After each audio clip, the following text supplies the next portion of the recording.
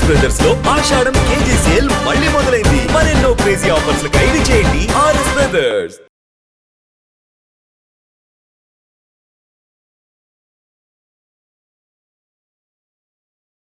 Okay, ఇప్పుడు బ్రహ్మాజీ గారు ఏ స్థాయి నటులు అనుకోవచ్చు?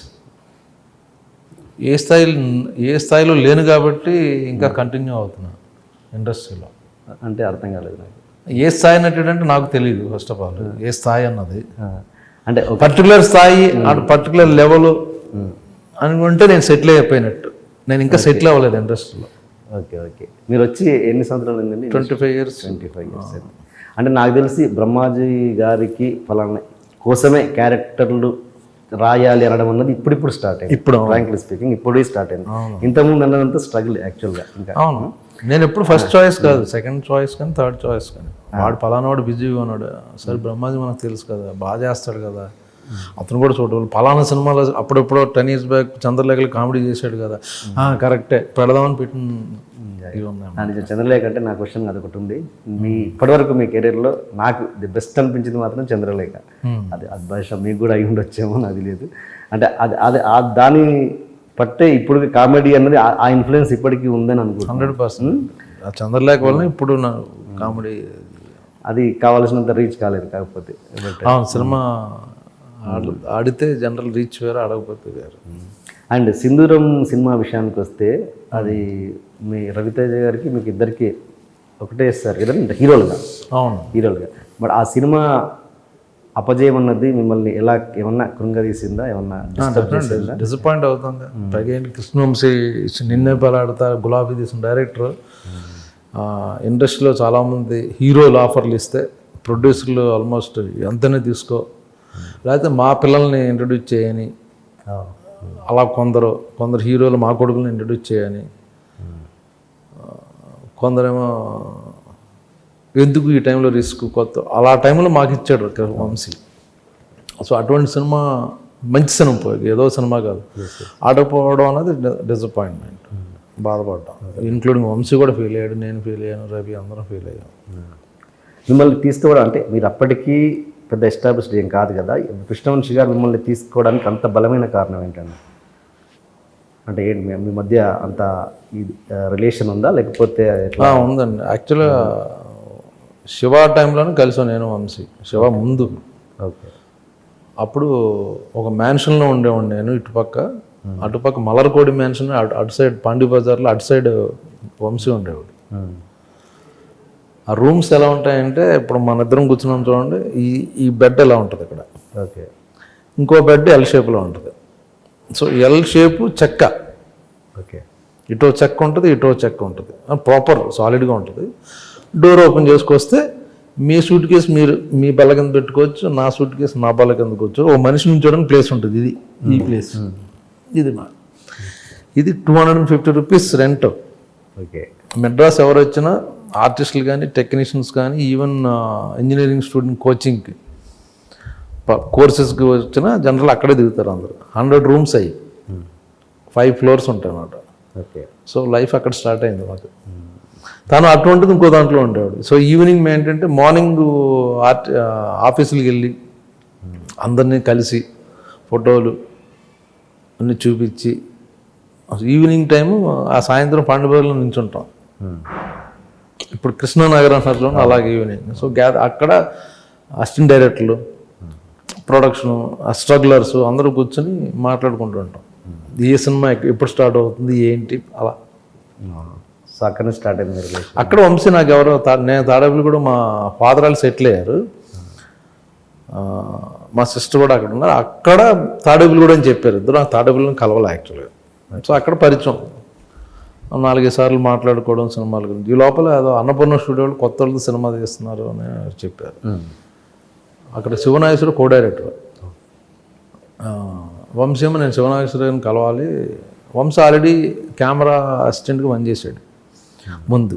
దాని తర్వాత మన త్రిపురనేని మన ఆయన దగ్గర 2 సినిమాలకు అసిస్టెంట్ చేశాడు. ఆ టైంలో ఎవరు అన్నపూర్ణ వాళ్ళు చేస్తున్నారు కొత్త వాళ్ళు అంటే, అన్నపూర్ణ స్టూడియోస్ వాళ్ళు కొత్త వాళ్ళు కూడా ఏంటి నవ్వుతారు ఎక్కడన్నా, వాళ్ళు ఎవరో ఊరినే అంటారు కానీ పని ఆర్టిస్ట్ పోండి నన్ను డ్రాప్ చేయి. నాకు బైక్ ఉండేది అక్కడ అప్పుడు. నన్ను డ్రాప్ చేయి నువ్వు నా గురించి రా సరే తీసుకెళ్ళా. శివనాగేశ్వరరావు ఉన్నాడు, మాట్లాడాడు ఆయన.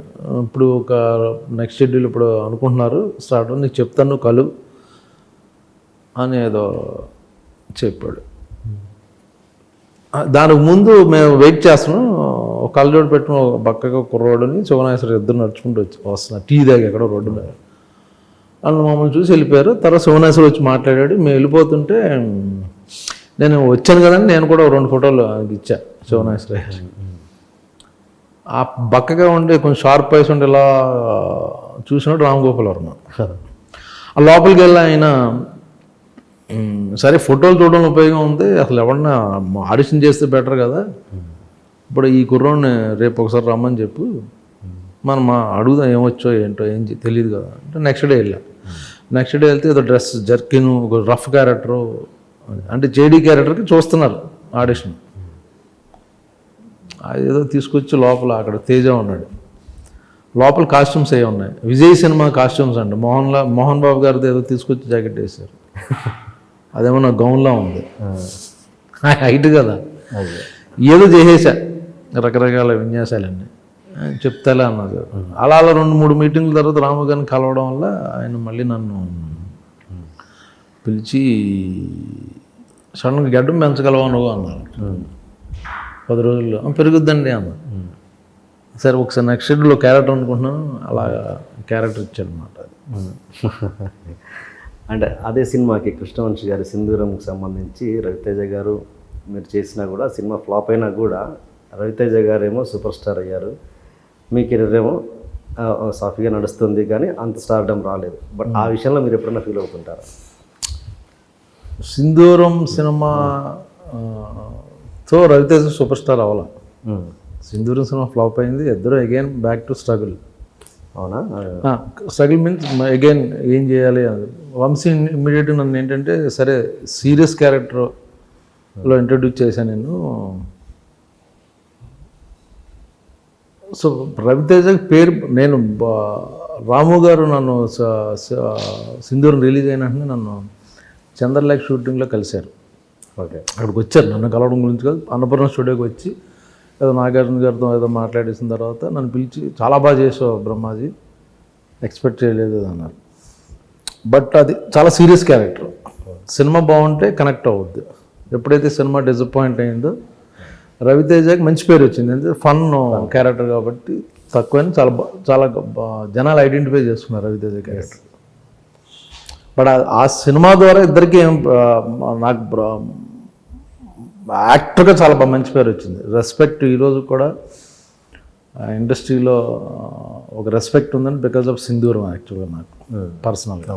తర్వాత రవితేజ చాలా స్ట్రగుల్ అయ్యి ఆ సినిమాలు ఈ సినిమాలు చేసి మనసి చూడని సినిమాలో ఆ క్యారెక్టర్ వర్క్ అవ్వడం వల్ల, తర్వాత పూరి జగన్ కనెక్ట్ అవ్వడం వల్ల సేమ్ సింధూరంలో ఉన్న చంటి క్యారెక్టర్ని పూరి బాగా యూటిలైజ్ చేసుకోవడం వల్ల పూరి సినిమాల వల్ల తను స్టార్ అయ్యాడు. అంటే నేను అనేది ఏంటంటే మీరు అనేది ఏంటి, నేను అతను పైకి వచ్చేసాడు నేను రాలేదన్న ఫీలింగు నాకు లేదు, నాకు రాలా. సింధూరం వల్ల ఆ సినిమాతో తను జప్పన పైకి వెళ్ళిపోయి నేను అదే ఉండిపోతే నేను నాకు బాధగా ఉంటుంది, అదేంటి ఈడి పైకి వెళ్ళిపోయి నేను అలా ఉండిపోయానని. బట్ మళ్ళీ సింధూరంగా 2-3 ఇయర్స్ స్ట్రగుల్ ఇద్దరిది. తర్వాత పూరి జగన్తో కనెక్ట్ అవ్వడం, తను వేరే లెవెల్లో స్టార్ అయ్యాడు. అంటే తర్వాత అయినా కూడా జర్నీ ఒకేసారి స్టార్ట్ అయింది కదా. ఓకే, రవితేజని వదిలిపెట్టండి, మిగతా క్యారెక్టర్ మన తర్వాత వచ్చిన వాళ్ళు మన పైకి వెళ్ళిపోయినా ఎక్కడ మానవ సహజం కదా, మీరని కాదు మామూలుగా మానవ సహజం. అంటే తర్వాత మనది ఇంకా బ్రేక్ రావట్లేదు, సరైన బ్రేక్ అన్నది ఫీలింగ్ ఎప్పుడు రాలేదా మీకు? లేదండి యాక్చువల్గా నాకు, ఎందుకంటే నేను హీరో అయిపోతే నేను ఇండస్ట్రీకి రాలేదు ఫస్ట్ ఆఫ్ ఆల్. ఓకే, పెద్ద స్టార్ అయిపోదాం ఆ ఆశలు లేవు ఫస్ట్ నుంచి. సో ఆ డిసప్పాయింట్మెంట్ నాకు అంతగా లేదు. ఒక 5% ఉంటుంది. ఇది రవితేజ పైకి వచ్చేసాడన్న బాధ కాదు, నేను కూడా వస్తే బాగుండనే ఫీలింగ్ తప్పించి, నేను కూడా బెటర్గా చేస్తా అన్న ఫీలింగ్ తప్పించి, రవితేజ వెళ్ళిపోయాడు కాబట్టి తను కంపేర్ చేసుకుని నేను కూడా అయిపోవాలన్న ఆ ట్రాక్లో ఎప్పుడు లేను నేను. ఎలా ఉంటుందండి మీ ఇద్దరి మధ్య రిలేషన్? అందుకే ఆ రిలేషన్ వల్ల నాకు ఆ ఫీలింగ్ లేదు. స్ట్రగ్లింగ్ డేస్ నుంచి మేము ఇద్దరం కలిసి ఉండేవాళ్ళం. సింధూరు ఈవెన్ యాక్చువల్ నిన్నే పిల్లాడితాకి రవి యాక్టర్గా ఇంకా ట్రై చేయడం మానేసి నేను పనికిరాను అని అందరూ చాలామంది చెప్పారు. అతను పనికిరాడు, ఎందుకు నువ్వు వేరే లైన్లో ట్రై చేయాలంటే తను అసిస్టెంట్ డైరెక్టర్కి అయ్యి నిన్నే పెళ్ళాడితే అసిస్టెంట్ డైరెక్టర్. ఆ టైంలో తను కొంచెం ఇమిటేషన్ బాగా చేసేవాడు యాక్చువల్గా. అనిల్ కపూర్ వాక్ కానీ రెగ్యులర్గా మిమిక్రీ చేసేవాడు కాకుండా యాక్చువల్గా అతను చూసి యాక్టర్ని చూసి అలా బిహేవ్ చేయడం అన్నది తను బాగా చేసేవాడు. ఆ టైంలో నేను లంచ్ టైంలో చూసేవాడిని. ఒకరోజు నేను చేయమని చెప్పాను నాగార్జున తబు వాళ్ళ ముందు. తను అమ్మ వద్దు వద్దు అంటే నేను పుష్ చేసేవాడిని, సరే చెయ్యి ఏమన్నా. తను నడుచుకుంటూ వస్తే అనిల్ కపూర్ బయట అలా వాక్ చేస్తాడు అన్నది. ఓకే. తప్పు కింద పడిపోయింది చైర్లోంచి, నవ్వేసి అంత బాగా చేశాడు మాట. ఆ టైంలో అతను చూసి మన వంశీ గారు ఒక కన్ను ఉంటుంది అన్నమాట, చూస్తుంటాడు అందరిని. ఈయన యాక్టర్ చేయొచ్చన్న ఫీలింగ్ వచ్చి సో కామెడీ ఫన్ గురించి ఒక క్యారెక్టర్ రాశాడు అన్నమాట. అది